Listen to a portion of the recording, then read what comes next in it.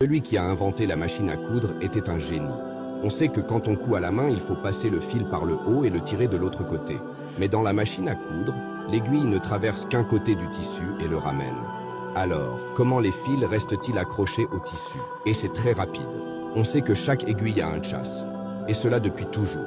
Jusqu'en 1755, un homme nommé Charles a probablement trouvé cela trop encombrant. Alors il a créé une aiguille avec une pointe aux deux extrémités. Et le chasse a été déplacé en bas pour ne pas avoir à retourner constamment l'aiguille. Étonnamment, cette aiguille est toujours utilisée dans les machines à coudre aujourd'hui.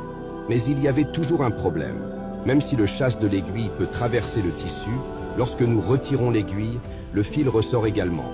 Pour résoudre ce problème, il suffit de laisser une boucle sous l'aiguille lorsqu'elle traverse le tissu.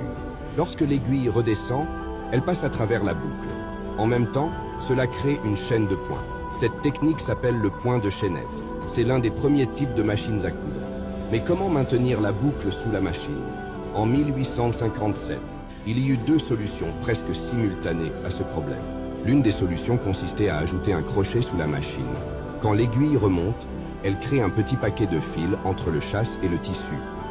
À ce moment, le crochet saisit ce paquet et le tire, formant une boucle complète. À ce moment précis, le crochet pointu attrape le paquet de fils relevé et le tire en une boucle.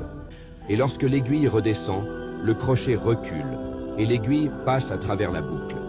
Et puis, comme elle remonte, le paquet se plie à nouveau, le processus se répète. L'autre conception est très similaire. Seul le crochet est conçu pour tourner. Ce crochet a été utilisé dans plus de 80 modèles de machines à coudre. Mais il y avait un autre problème. Le problème était que si l'un des crochets se détachait, toute la couture se défaisait facilement. Pour résoudre ce problème, un fil supplémentaire a été ajouté sous la machine à coudre. Ce fil est relié à une aiguille de canette.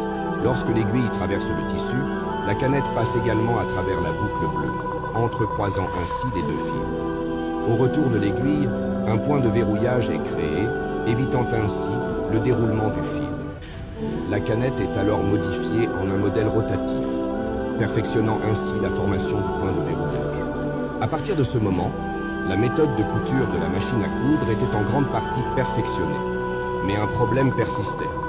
Comment faire avancer le tissu automatiquement? Dans les premiers modèles de machines à coudre, le tissu devait être déplacé manuellement après chaque point de couture. En plus du manque d'efficacité, l'espacement des points n'était pas toujours le même. Pour cette raison, un pied de biche a été ajouté à la machine à coudre pour maintenir le tissu en place. Sous le tissu se trouve une plaque métallique qui ressemble à une brosse. Lorsque l'aiguille est retirée, elle recule un peu. Ce frottement pousse le tissu en position. Pour le point suivant, le tissu se déplacera tout seul au fur et à mesure de la couture. Cette conception est toujours utilisée sur chaque machine à coudre aujourd'hui.